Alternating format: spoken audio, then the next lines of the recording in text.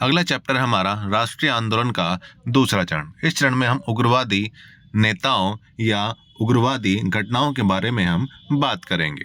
ठीक है, तो इसके अंदर पहली हेडिंग है हमारी उग्रवादी चरण, जो 1905 से 1919 तक चला था।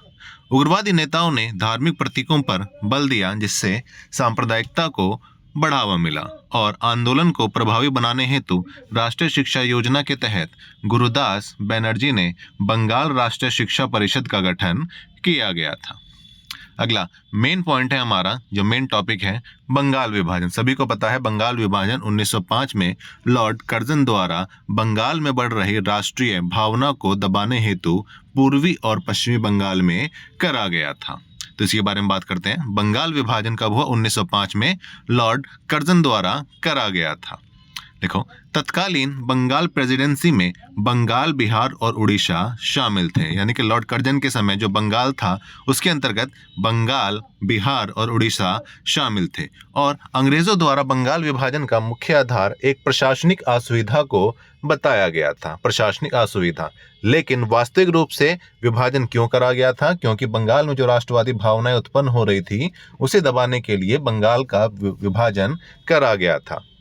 अगला पॉइंट है बंगाल विभाजन का कारण बंगाल में उत्पन्न राष्ट्रीय भावना को नष्ट करना था, और बंगाल विभाजन का आधार एक धार्मिक आधार था। यानी कि धार्मिक आधार पर बंगाल को बांटा गया था। पश्चिमी बंगाल हिंदू बाहुल था, यानी कि पश्चिमी बंगाल में, जिसे आज के टाइम पे हमारा बांग्लादेश है, वो क्या था? वो मुसलमान बाहुल था। और पश्चिमी बंगाल क्या था? हिंदू बाहुल। यानी कि जो आज के टाइम पे भारत है उसके अंदर हिंदू बाहुल लोग ज़्यादा हैं, और जो वर्तमान में बांग्लादेश है उसमें मुस्लिम लोग ज़्यादा हैं।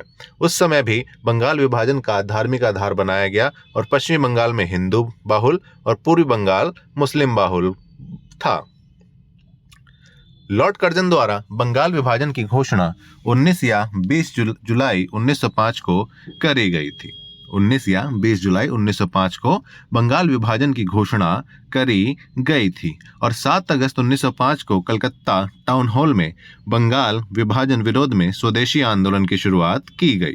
7 अगस्त को स्वदेशी आंदोलन बंगाल विभाजन के विरोध में शुरू किया गया था। और बंगाल विभाजन लागू कब से हुआ या प्रभावी कब से हुआ? तो बंगाल विभाजन 16 अक्टूबर 1905 से प्रभावी हुआ, और बंगाल पूर्वी बंगाल और पश्चिमी बंगाल में बटा। तो घोषणा कब करी गई? 19 या 20 जुलाई 1905 को करी गई लॉर्ड कर्जन द्वारा। और यह घोषणा प्रभावी कब से हुई? तो 16 अक्टूबर 1905 से बंगाल विभाजन की घोषणा लागू हुई, और बंगाल का विभाजन पूर्वी और पश्चिमी बंगाल में हुआ। पूर्वी बंगाल और असम को मिलाकर एक नया प्रांत बनाया। ठीक है, पूर्वी बंगाल और असम को मिलाकर एक नया प्रांत बनाया, जिसमें राजशाही, चटगांव और ढाका शामिल थे, और इसकी राजधानी ढाका को बनाई गई। यानी कि पूर्वी बंगाल की राजधानी क्या बनी? ढाका बनी। इसके दूसरे भाग में यानी कि पश्चिमी बंगाल में पश्चिम बंगाल, बिहार और उड़ीसा शामिल थे। यानी बंगाल का विभाजन करा गया, पूर्वी बंगाल असम को मिला नया प्रांत बनाया, जिसमें चटगांव, ढाका और राजशाही थे, जिसकी राजधानी ढाका थी। और पश्चिम बंगाल जो दूसरा भाग था उसमें पश्चिम बंगाल, बिहार और उड़ीसा थे। 16 अक्टूबर 1905 को रविन्द्रनाथ टैगोर के सुझाव पर बंगाल में शोक दिवस, राखी दिवस और वंदे मातरम गीत गाए गए थे। अगला पॉइंट है हमारा, बंगाल विभाजन के समय बंगाल का lieutenant governor sir Andrews Fraser था। Lieutenant governor sir Andrews Fraser था। और हमने कांग्रेस में पढ़ा था कि 1905 के बनारस अधिवेशन में स्वदेशी और बहिष्कार आंदोलन का अनुमोदन करा गया था, और इस अधिवेशन के अध्यक्ष कौन थे? गोपाल कृष्ण गोखले थे। 1905 के बनारस अधिवेशन, जिसमें स्वदेशी का प्रस्ताव पारित करा गया था और विदेशी वस्तुओं का बहिष्कार करा गया था। क्यों करा गया था? क्योंकि बंगाल विभाजन के विरोध में ही स्वदेशी आंदोलन की शुरुआत करी गई थी। अगला है हमारा, स्वदेशी और बहिष्कार आंदोलन का प्रचार बाल गंगाधर तिलक द्वारा बंबई और पुणे में करा गया। लाला लाजपत राय द्वारा उत्तर प्रदेश और पंजाब में करा गया। सैयद हैदर रजा द्वारा दिल्ली में करा गया। चिदम्बरम पिल्ले, सुब्रमण्यम अय्यर आदि लोगों ने यह मद्रास में इस आंदोलन का प्रचार प्रसार करा, स्वदेशी और बहिष्कार का प्रचार प्रसार करा था। अगला पॉइंट है हमारा, बंगाल की पहली क्रांतिकारी संस्था अनुशीलन समिति थी, अनुशीलन समिति, जिसकी स्थापना बरिंद्र कुमार घोष और भूपेंद्र नाथ दत्त या पी मित्रा द्वारा करी गई थी। और इस संस्था या समिति का प्रमुख पत्र युगांतर था। अगला पॉइंट, स्वदेशी आंदोलन के समर्थन हेतु स्वदेश बांधव समिति की स्थापना अश्विनी कुमार दत्त द्वारा करी गई थी। और स्वदेशी आंदोलन का मुख्य उद्देश्य क्या था कि जनता के मध्य आत्मनिर्भरता और आत्मशक्ति को जागृत करना, यानी कि हमारी भारत की जनता को यह पता लगे कि अपने आप भी स्वयं कुछ कर सकते हैं, अपने पैरों पर भी खड़े हो सकते हैं, जिसे आत्मनिर्भरता कहा गया और आत्मशक्ति कहा गया। यानी कि हमें अंग्रेजों पर डिपेंडेंट होने की कोई ज़रूरत नहीं है। इसी कारण से स्वदेशी आंदोलन चलाया गया, जिससे अंग्रेजों की आर्थिक व्यवस्था को चोट पहुंची। अंग्रेजों के या विदेशी सामान का बहिष्कार कर सारी चीज़ों को स्वदेशी अपनाने की सलाह दी गई, जिसे स्वदेशी आंदोलन कहा जाता है। इसका उद्देश्य ही था कि जनता के मध्य यह कॉन्फिडेंस आए कि वह आत्मनिर्भर भी हो सकते हैं और एक आत्मशक्ति के रूप में उभर भी सकते हैं। इस समय रविन्द्रनाथ टैगोर ने अमार सोनार बंगला की रचना करी थी। अमार सोनार बंगला आज के टाइम में बांग्लादेश का राष्ट्रगान है। अगला है हमारा, स्वदेशी नियंत्रण के तहत शिक्षा परिषद की स्थापना 15 अगस्त 1906 को करी गई थी। इसका मुख्य उद्देश्य क्या था कि स्वदेशी रूप से हम अपने साहित्य, अपने विज्ञान और तकनीक को अपनाएं। अगला है हमारा, बंगाल केमिकल्स स्वदेशी स्टोर की स्थापना प्रफुल्ल चंद्र राय द्वारा करी गई थी।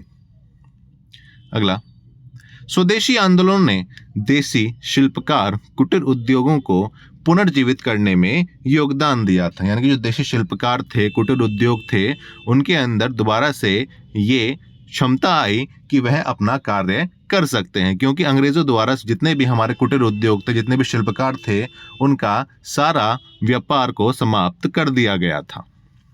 अगला है हमारा, कला के क्षेत्र में रविन्द्रनाथ टैगोर ने मुगल अजंता से प्रेरणा ली और Indian society of oriental art की स्थापना करी।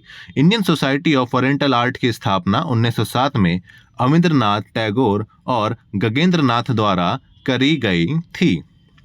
अगला पॉइंट है हमारा, स्वदेशी आंदोलन में पहली बार महिलाओं ने घर से बाहर निकलकर भागीदारी दिखाई थी। अगला, यह आंदोलन किसानों और मुस्लिमों की भागीदारी से वंचित रहा। यानी कि स्वदेशी आंदोलन में किसान और मुसलमानों द्वारा भाग नहीं लिया गया, जबकि शिल्पकारों और कुटीर उद्योगों द्वारा इसमें भाग लिया गया और स्वदेशी रूप से काफी सारे उत्पाद बनाए गए। अगला, the new spirit in India पुस्तक Henry Wood Nevinson. The new spirit in India पुस्तक हेनरी वुड नेविंसन, इन्होंने क्या करा, 1906 स्वदेशी आंदोलन के दौरान भारत की यात्रा करी थी। एक नोट डाल के लिखेंगे, राष्ट्रगान का बांग्ला से अंग्रेजी अनुवाद रविन्द्रनाथ टैगोर द्वारा करा गया था। कब करा गया था? 1919 आंध्र प्रदेश के बेसेंट थियोसॉफिकल कॉलेज में। अगला, स्वदेशी आंदोलन के आलोचक कौन रहे? तो रविन्द्रनाथ टैगोर रहे। ये पूर्व और पाश्चात्य के मध्य समर्थन के समर्थक थे। ये क्या चाहते थे? पूर्व और पाश्चात्य शिक्षा, यानी कि भारत और पश्चिमी शिक्षा के मध्य एक सामंजस्य स्थापित हो, इसके रविन्द्रनाथ टैगोर एक समर्थक थे। तो रविन्द्रनाथ टैगोर के सुझाव पर बंगाल विभाजन के विरोध में राखी दिवस का आयोजन भी करा गया था। अगला, संजीवनी पत्रिका कृष्ण कुमार मित्र की थी। इन्होंने बंगाल विभाजन के विरोध में सर्वप्रथम स्वदेशी का सुझाव दिया था। ठीक है, तो सर्वप्रथम स्वदेशी का सुझाव किसके द्वारा दिया गया? कृष्ण कुमार मित्र द्वारा दिया गया था बंगाल विभाजन के विरोध में। इनकी पत्रिका संजीवनी, और किस अंक में दिया? 13 जुलाई 1905 के अंक में इनके द्वारा संजीवनी पत्रिका में स्वदेशी का सुझाव दिया था। अगला है हमारा, बंगाल विभाजन रद्द हुआ तो 12 दिसंबर 1911 को दिल्ली दरबार में जॉर्ज पंचम द्वारा बंगाल विभाजन को रद्द करा गया था, और इसी दिल्ली दरबार में कलकत्ता की जगह भारत की राजधानी दिल्ली को बनाया गया। नई घोषणा के तहत बंगाल को नए प्रांत के रूप में पुनर्गठित कर उड़ीसा और बिहार को अलग करा गया। और असम को नया प्रांत बना उसमें सिलहट को जोड़ा गया। जब बंगाल विभाजन का रद्द हुआ तो एक नए प्रांत के रूप में हुआ, जिसमें से उड़ीसा और बिहार को अलग कर उन्हें नए प्रांत बनाया और असम को नया प्रांत बनाकर उसमें सिलहट जोड़ा था। अगला है हमारा बंगाल विभाजन पर विभाजन हमारे ऊपर बम की तरह गिरा। किसके द्वारा कहा गया? सुरेंद्रनाथ बैनर्जी द्वारा कहा गया कि विभाजन हमारे ऊपर बम की तरह गिरा, सुरेंद्रनाथ बैनर्जी। अगला, बंगाल नेशनल कॉलेज की स्थापना 1906 रविन्द्रनाथ टैगोर के शांति निकेतन की तर्ज पर करी गई थी। अगला, Indian society of oriental art की स्थापना 1907 अविंद्रनाथ टैगोर और गगनेंद्रनाथ द्वारा की गई थी, प्राचीन कला को पुनर्जीवित करने हेतु। यानी हर सभी लोगों द्वारा अपने अपने क्षेत्र में स्वदेशी चीजों को अपनाया गया था। अगला टॉपिक है हमारा मुस्लिम लीग। सभी को पता है मुस्लिम लीग की स्थापना 1906 अंग्रेजों द्वारा फूट डालो और राज करो की नीति के तहत मुसलमानों को पृथक संगठन बनाने हेतु प्रोत्साहित करा था। अंग्रेजों के यहाँ राज करने का मुख्य आधार ही क्या था कि बांटो और राज करो। इसी के तहत मुसलमानों को अलग संगठन बनाने का सुझाव अंग्रेजों द्वारा दिया गया था। पहला पॉइंट है इसमें, अक्टूबर 1906 में शिमला में लॉर्ड मिंटो से आगा खां के नेतृत्व में एक शिष्टमंडल मिला था। शिमला में लॉर्ड मिंटो से आगा खां के नेतृत्व में एक शिष्टमंडल मिला और इनके द्वारा मुसलमानों के लिए पृथक निर्वाचन की मांग की गई थी और लॉर्ड मिंटो के सुझाव पर ही बंगाल विभाजन के समर्थन में मुसलमानों द्वारा सभाएं करी गई थी और 30 दिसंबर 1906 को आगा खां, ढाका नवाब सलीमुल्लाह खां और मोहसिन उल मुल्क के नेतृत्व में मुस्लिम लीग की स्थापना हुई। तो मुस्लिम लीग की स्थापना 30 दिसंबर 1906 को आगा खां और ढाका नवाब सलीमुल्लाह खां और मोहसिन उल मुल्क के नेतृत्व में करी गई थी। इसी कारण हमने बंगाल विभाजन में पढ़ा था कि बंगाल विभाजन का विरोध करने में किसानों और मुसलमान उससे अलग रहे। क्यों? क्योंकि मुसलमानों को पृथक निर्वाचन का अधिकार चाहिए था और मिंटो के सुझाव पर ही उनके द्वारा बंगाल विभाजन के समर्थन में सभाएं करी गई थी। ठीक है, तो इसी यही बात करते हैं हम। सलीमुल्लाह खां को मुस्लिम लीग का संस्थापक और आगा खां को मुस्लिम लीग का पहला अध्यक्ष माना जाता है। अगला है 1908 अमृतसर अधिवेशन में मुस्लिम लीग ने पृथक निर्वाचन मंडल की मांग की, जिसे 1909 के मोर्ले मिंटो सुधार अधिनियम में मान लिया गया। ठीक है, 1909 का मोर्ले मिंटो सुधार अधिनियम किसके लिए जाना जाता है कि मुसलमानों को पृथक निर्वाचन का अधिकार इस अधिनियम द्वारा दिया गया था। और मुस्लिम लीग के जो 3 उद्देश्य हैं वो क्या क्या थे कि ब्रिटिश सरकार के प्रति मुसलमानों की निष्ठा बढ़ाना, दूसरा मुसलमानों के राजनीतिक अधिकार सुरक्षा और उनका विस्तार करना, तीसरा मुसलमानों में अन्य धर्म के प्रति कटुता की भावना को रोकना। ये मुस्लिम लीग के मुख्यतः 3 उद्देश्य थे। मुस्लिम लीग का वार्षिक अधिवेशन 1907 कराची और 1909 अमृतसर में हुआ। मुस्लिम लीग की लंदन में शाखा खोली 1908 में सैयद अमीर अली द्वारा खोली। मुस्लिम लीग का मुख्यालय लखनऊ। अगला, मुस्लिम यदि खुश है और संतुष्ट है तो भारत में ब्रिटिश शक्ति का महत्तम बचाव होगा। किसके द्वारा कहा गया? W हंटर द्वारा कहा गया। अगला, किस घटना का संबंध देश के विभाजन से है? तो विधानसभाओं में मुसलमानों के लिए पृथक निर्वाचन क्षेत्र और स्थान का संबंध विभाजन से रहा। राजेंद्र प्रसाद ने पाकिस्तान का जन्मदाता किसे माना? तो लॉर्ड मिंटो को माना, क्योंकि लॉर्ड मिंटो के सुझाव पर ही मुसलमानों द्वारा एक मुस्लिम लीग की स्थापना करी गई थी। अगली हेडिंग है हमारी, कांग्रेस का कलकत्ता अधिवेशन 1906 में आयोजित हुआ और इस अधिवेशन की अध्यक्षता किसके द्वारा करी गई थी? दादा भाई नेहरू द्वारा करी गई थी। ठीक है, इस अधिवेशन में क्या क्या हुआ बात करते हैं। इस अधिवेशन में उदारवादियों और उग्रवादियों के बीच अध्यक्ष को लेकर मतभेद हुआ और दादा भाई नेहरू को अध्यक्ष चुनकर इस विवाद को समाप्त किया गया। इस अधिवेशन में क्या हुआ? स्वराज का प्रस्ताव पारित करा गया था दादा भाई नेहरू द्वारा। याद रखिएगा, स्वदेशी का प्रस्ताव 1905 के बनारस अधिवेशन गोपाल कृष्ण गोखले द्वारा और स्वराज का प्रस्ताव दादा भाई नेहरू द्वारा 1906 के कलकत्ता अधिवेशन में हुआ था। ठीक है, इस अधिवेशन में उग्रवादियों द्वारा 4 प्रस्ताव पारित कराए गए। उग्रवादी यानी जो गरम दल के नेता थे उनके द्वारा 4 प्रस्ताव पारित कराए गए। पहला, स्वदेशी आंदोलन। दूसरा, बहिष्कार आंदोलन। तीसरा, राष्ट्रीय शिक्षा स्वशासन। ठीक है, तीसरा राष्ट्रीय शिक्षा और चौथा स्वशासन। ये 4 प्रस्ताव पारित कराए गए थे उग्रवादियों द्वारा। अगला है हमारा सूरत विभाजन, यानी कांग्रेस का पहला विभाजन कब हुआ? तो 1907 के सूरत अधिवेशन के दौरान कांग्रेस का पहला विभाजन हुआ था। ठीक है, पहला पॉइंट इसमें आता है कि विभाजन हुआ क्यों। पहला, इसमें अध्यक्ष पद को लेकर इसमें पुनः विवाद शुरू हुआ। 1906 में ही विवाद शुरू हो गया था, लेकिन दादा भाई नौरोजी को अध्यक्ष बनाकर इस विवाद को शांत कर दिया गया था। लेकिन 1907 में पुनः विवाद शुरू हुआ और उग्रवादी लाला लाजपत राय या बाल गंगाधर तिलक को इस अधिवेशन का अध्यक्ष बनाना चाहते थे, लेकिन उदारवादी रास बिहारी घोष को अध्यक्ष बनाना चाहते थे। पहली चीज, अध्यक्ष पद को लेकर विवाद, उग्रवादी लाला लाजपत राय या बाल गंगाधर तिलक को और उदारवादी रास बिहारी घोष को अध्यक्ष बनाना चाहते थे। दूसरी चीज, उग्रवादी स्वदेशी आंदोलन को पूरे देश में फैलाना चाहते थे, लेकिन उदारवादी जो नेता थे उनका मानना था कि यह स्वदेशी आंदोलन केवल बंगाल तक ही सीमित रहना चाहिए। तो इस कारण भी उग्रवादी और उदारवादियों के बीच मतभेद हुआ। तीसरी चीज, जब प्रिंस ऑफ वेल्स भारत आया 1905 में, तो इसके स्वागत समारोह का विरोध उग्रवादियों द्वारा करा गया, जबकि उदारवादियों द्वारा इसके स्वागत समारोह में भाग लिया गया था। स्थान को लेकर भी उग्रवादी और उदारवादियों के बीच मतभेद उत्पन्न हुआ। उग्रवादी नागपुर में यह अधिवेशन चाहते थे, लेकिन उदारवादी सूरत में यह अधिवेशन कराना चाहते थे और सूरत में ही यह अधिवेशन हुआ।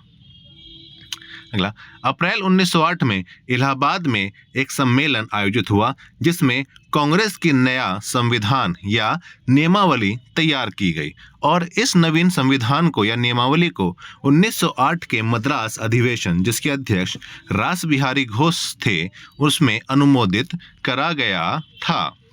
तो इसी कारण से 1907 के सूरत अधिवेशन में उग्रवादी और उदारवादियों के बीच मतभेद हुआ या गरम दल या नरम दल के बीच मतभेद हुआ। अध्यक्ष को लेकर और स्वदेशी आंदोलन को लेकर, स्थान को लेकर, इन सब के बीच मतभेद हुआ था उग्रवादी और उदारवादियों के बीच। इस कारण 1907 में कांग्रेस का पहला विभाजन हुआ गरम और नरम दलों के बीच।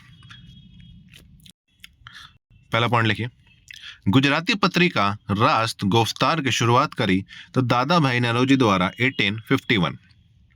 दादा भाई नौरोजी को the grand old man of India भी कहा जाता है। हिंदी में बात करें तो भारत का वृद्धोद्धत पुरुष कहा जाता है दादा भाई नौरोजी को। दादा भाई नौरोजी प्रथम भारतीय थे जो ब्रिटिश पार्लियामेंट में चुने गए थे। कब चुने गए थे? 1892 में फिंचबरी सीट से ये ब्रिटिश पार्लियामेंट में चुने गए थे और यह पहले भारतीय थे जो एल्फकिंस्टन कॉलेज, बंबई के एल्फकिंस्टन कॉलेज में गणित और भौतिक के प्रोफेसर के रूप में चुने जाने वाले प्रथम भारतीय थे या पढ़ाने वाले प्रथम भारतीय थे। दादा भाई नौरोजी के बारे में भारत को अनेक बुद्धिमान और निस्वार्थ नेताओं ने सुशोभित करा, लेकिन दादा भाई नौरोजी जैसा कोई नहीं था। किसके द्वारा कहा गया? CV चिंतामणि द्वारा कहा गया था। यदि मनुष्य में कहीं देवत्व है तो दादा भाई नौरोजी में है। गोपाल कृष्ण गोखले द्वारा दादा भाई नौरोजी के बारे में ये कहा गया। अगला, सूरत विभाजन में गरम दल का नेतृत्व बाल गंगाधर तिलक द्वारा करा गया था। हम सभी जानते हैं गरम दल के नेताओं में 3 नेता प्रमुख थे, बाल गंगाधर तिलक, लाला लाजपत राय और विपिन चंद्र पाल। इन तीनों को ही लाल बाल पाल कहा जाता है और सूरत विभाजन में गरम दल का नेतृत्व बाल गंगाधर तिलक द्वारा करा गया था। अगला टॉपिक है हमारा दिल्ली दरबार। ब्रिटिश शासन के दौरान 3 दिल्ली दरबार का आयोजन करा गया था। सभी को पता है 3 दिल्ली दरबार का आयोजन भारत में करा गया था ब्रिटिश शासन के दौरान।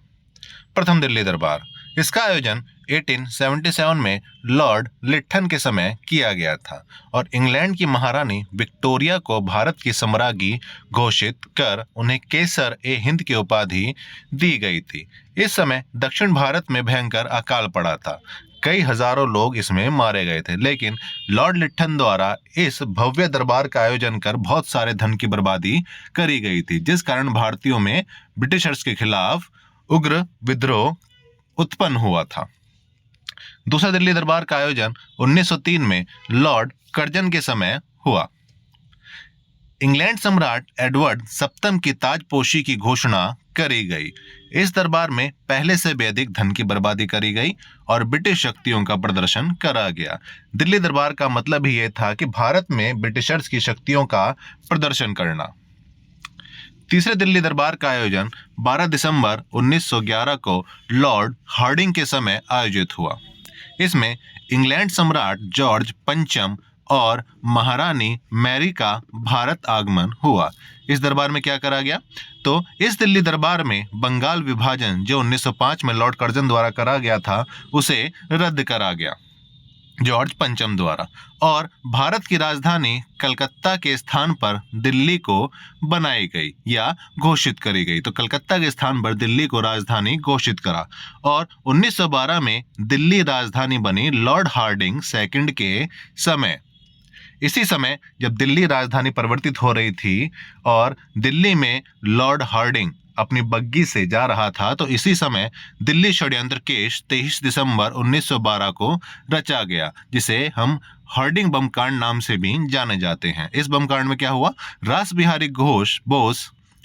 बिहारी बोस, सचिंद्र सान्याल, बसंत विश्वास, अमीर चंद, अवध बिहारी और बाल मुकुंद ने लॉर्ड हार्डिंग पर चांदनी चौक पर बम फेंका और यह दिल्ली षड्यंत्र केस या हार्डिंग बम कांड रास बिहारी बोस और सचिंद्र सान्याल के नेतृत्व में हुआ था। इस कांड के बाद इनमें से 4 को फांसी दी गई, 2 को कारावास, दीनानाथ को सरकारी गवाह बनाया गया था। रास बिहारी बोस पुलिस से बचकर निकल के जापान चले गए थे। तो भारत में कितने दिल्ली दरबार हुए? 3 दिल्ली दरबार का आयोजन हुआ। पहला 1877 लॉर्ड लिट्टन विक्टोरिया को भारत के साम्राज्ञी और केसर ए हिंद की उपाधि दी। दूसरा दिल्ली दरबार 1903 लॉर्ड कर्जन के समय एडवर्ड सप्तम की ताजपोशी की गई। और सबसे इंपोर्टेंट तीसरा दिल्ली दरबार 12 दिसंबर 1911 को लॉर्ड हार्डिंग के समय करा गया था और इस दिल्ली दरबार में बंगाल विभाजन को रद्द करा गया और भारत की राजधानी कलकत्ता से दिल्ली बनाने की घोषणा करी गई। और भारत की राजधानी दिल्ली कब बनी? तो 1912 में बनी थी। घोषणा 1911 के दिल्ली दरबार में और बनी कब? 1912 में दिल्ली राजधानी बनी थी हार्डिंग सेकंड के समय। और इसी समय दिल्ली षड्यंत्र केस या हार्डिंग बम कांड रास बिहारी घोष और सचिन सान्याल के नेतृत्व में हुआ था। अगला टॉपिक है हमारा प्रथम विश्व युद्ध के दौरान क्रांतिकारी गतिविधियां। जब प्रथम विश्व युद्ध चल रहा था तो भारत में क्रांतिकारियों द्वारा इसका फायदा उठा ब्रिटेन के शत्रुओं से सहायता मांगने का प्रयत्न करा गया, सैन्य सहायता मांगने का प्रयत्न करा गया, जिसके तहत ये सैन्य सहायता लेकर भारत से अंग्रेजों को निकाल दे। तो यही कार्य करा गया। भारत में क्रांतिकारियों ने ब्रिटेन के विरुद्ध उसके शत्रु जर्मनी और तुर्की से आर्थिक और सैन्य सहायता प्राप्त करने का प्रयत्न करा, यानी कि आर्थिक और सैन्य सहायता प्राप्त कर इनके द्वारा योजना बनाई गई कि अंग्रेजों को ये भारत से निकाल देंगे। बर्लिन, जो कि जर्मनी में पड़ता है, भारतीय क्रांतिकारियों का महत्वपूर्ण केंद्र था। यहीं से वीरेंद्र चट्टोपाध्याय द्वारा क्रांतिक गतिविधियों को जारी रखा गया था। चट्टोपाध्याय द्वारा क्रांतिक गतिविधियों को जारी रखा गया था। लाला हरदयाल ने भारतीय स्वतंत्रता समिति का गठन करा, जो किसके लिए थी? विदेश में रह रहे भारतीयों को स्वतंत्रता हेतु प्रेरित करने के लिए थी। लाला हरदयाल द्वारा भारतीय स्वतंत्रता समिति का गठन इसी उद्देश्य से करा गया था कि विदेशों में जो भी भारतीय रह रहे हैं उन्हें स्वतंत्रता के लिए प्रेरित करा जाए। तीसरा सबसे इंपॉर्टेंट पॉइंट, प्रथम विश्व युद्ध के दौरान काबुल, अफगानिस्तान में महेंद्र प्रताप सिंह के नेतृत्व में दिसंबर 1915 में एक अस्थायी सरकार का गठन किया गया, जिसे provisional government of India in exile कहा गया।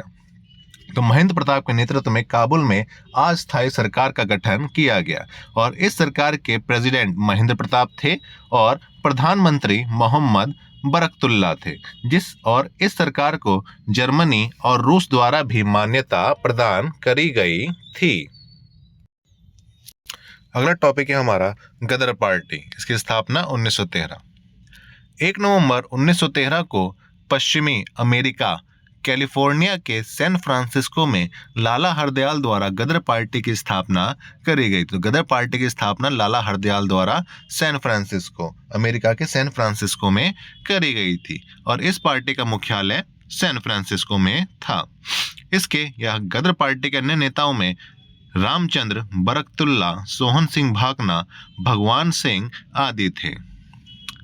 इस पार्टी द्वारा गदर, जो कि साप्ताहिक पत्रिका थी, इसकी शुरुआत करी गई थी और 1 नवंबर 1913 को इसका पहला अंक उर्दू में प्रकाशित हुआ था। एक नोट डाल के लिखेगा। 1913 में सोहन सिंह भाकना ने association of Hindustani workers of Pacific coast संस्था की स्थापना की। 1913 में सोहन सिंह भाकना ने association of Hindustani workers of Pacific coast संस्था की स्थापना की और इसी संस्था द्वारा गदर अखबार निकाला गया और इसी अखबार को निकालने के कारण इस संस्था का नाम गदर पार्टी रखा गया और लाला हरदयाल इस संस्था के पथ प्रदर्शक थे। तो गदर पार्टी की स्थापना आ जाए तो गदर पार्टी की स्थापना लाला हरदयाल या सोहन सिंह भाकना इनमें से एक मानी जाएगी, क्योंकि सोहन सिंह भाकना ने association of Hindustani workers of Pacific coast संस्था बनाई। इसके द्वारा गदर समाचार पत्र निकाला, जिस कारण इस पार्टी का नाम गदर पार्टी पड़ा था। अगला है हमारा, इस संस्था में मुख्यतः पंजाब के किसान और भूतपूर्व सैनिक, जिसे एक्स सर्विसमैन भी कहते हैं, वो शामिल थे, जो अमेरिका और कनाडा में बस गए थे। गदर पार्टी द्वारा स्वतंत्रता प्राप्ति हेतु गुरिल्ला युद्ध प्रणाली का प्रयोग करा था।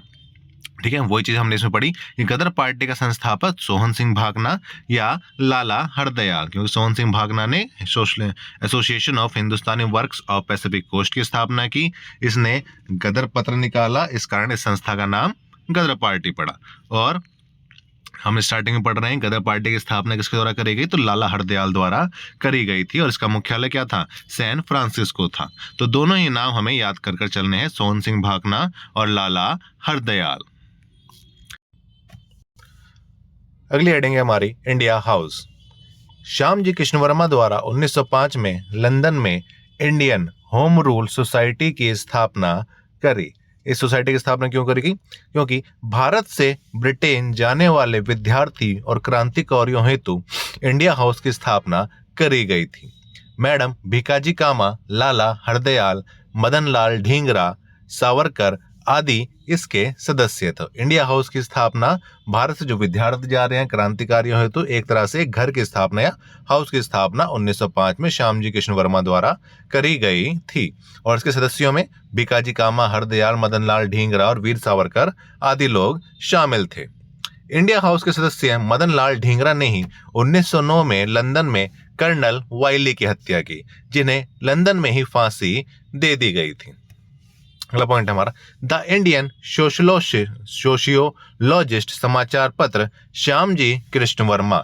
द इंडियन सोशियोलॉजिस्ट समाचार पत्र श्यामजी कृष्ण वर्मा, इनका जन्म 1857 गुजरात के कच्छ में हुआ। ये आर्य समाज के प्रथम अध्यक्ष चुने गए थे। इनकी मृत्यु 1930 स्विट्जरलैंड के जनेवा में हुई थी। अगला टॉपिक है हमारा, कामागाटामारू प्रकरण 1914 में हुआ। कामागाटो एक जहाज था जो हांगकांग से कनाडा जा रहा था। कनाडा सरकार द्वारा ऐसे भारतीयों के प्रवेश को वर्जित करा जो सीधे भारत से नहीं आए थे। प्रथम विश्व युद्ध के दौरान या प्रथम विश्व युद्ध भारतीय मूल व्यापारी गुरुदत्त सिंह ने कामागाटामारू जापानी जहाज किराए पर लेकर 376 यात्रियों को बैठा कनाडा वैंकूवर की ओर प्रस्थान करा। कनाडा के वैंकूवर की ओर प्रस्थान करा। वैंकूवर के तट पर पुलिस ने घेराबंदी करी और यात्री नहीं उतर सके। तो कामागाटो प्रकरण क्या है? तो एक कामागाटा मारू एक जहाज का नाम है जो हांगकांग से कनाडा जा रहा था और प्रथम विश्व युद्ध के दौरान भारतीय मूल व्यापारी गुरुदत्त सिंह ने इस जहाज को किराए पर लिया और यात्रियों को बैठाकर कनाडा वैंकूवर की ओर प्रस्थान करा।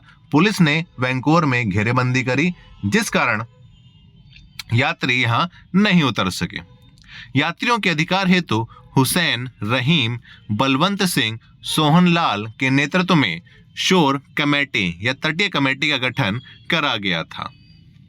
यूएसए रह रहे भारतीय भगवान सिंह, बरकतुल्ला, सोहन सिंह, रामचंद्र आदि द्वारा भी यात्रियों के समर्थन में आंदोलन चलाया गया था। यानी कि जो अमेरिका में जो भारतीय रह रहे थे या भूतपूर्व सैनिक रह रहे थे, इनके द्वारा भी यात्रियों के समर्थन में आंदोलन चलाया गया।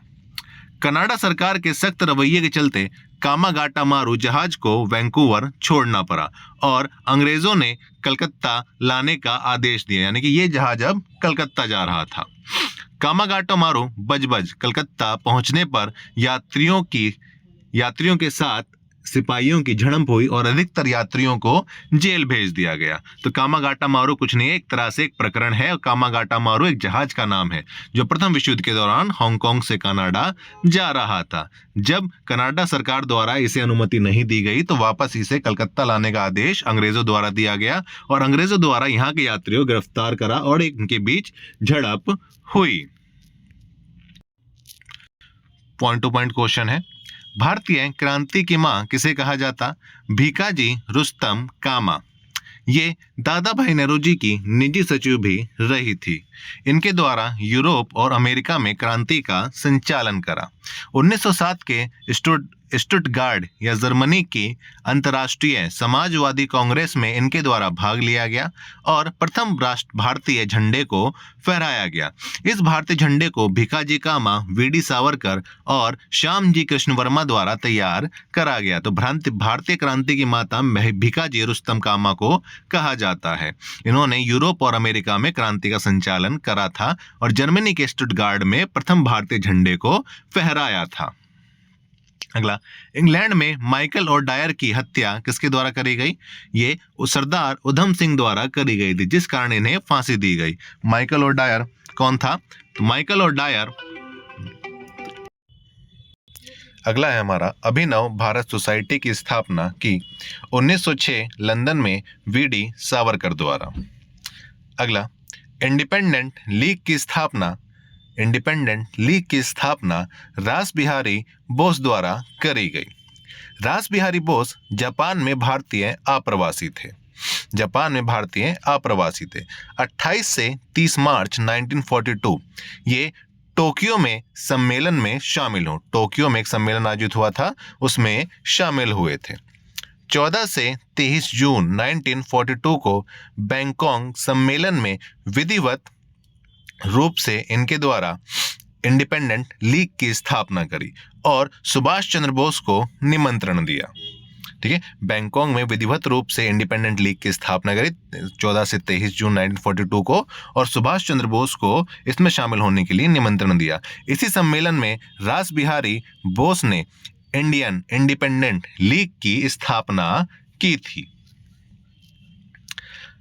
अगला टॉपिक है हमारा, कांग्रेस का लखनऊ समझौता 1916। इसकी अध्यक्षता किसके द्वारा करी गई?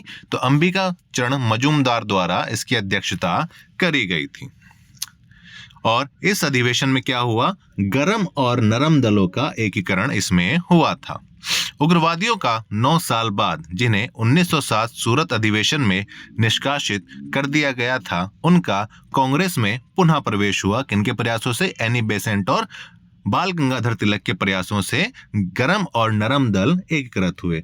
इन कांग्रेस का पहला विभाजन कब हुआ था? सूरत अधिवेशन में। कहीं अध्यक्ष पद को लेकर, स्थान को लेकर ये सारी समस्याएं गरम और नरम दल के बीच चल रही थी, जो ऊपर हम पढ़ चुके हैं। उस समय के बाद 1916 के लखनऊ अधिवेशन में गरम और नरम दल एक हुए एनी बेसेंट और बाल गंगाधर तिलक के प्रयासों से।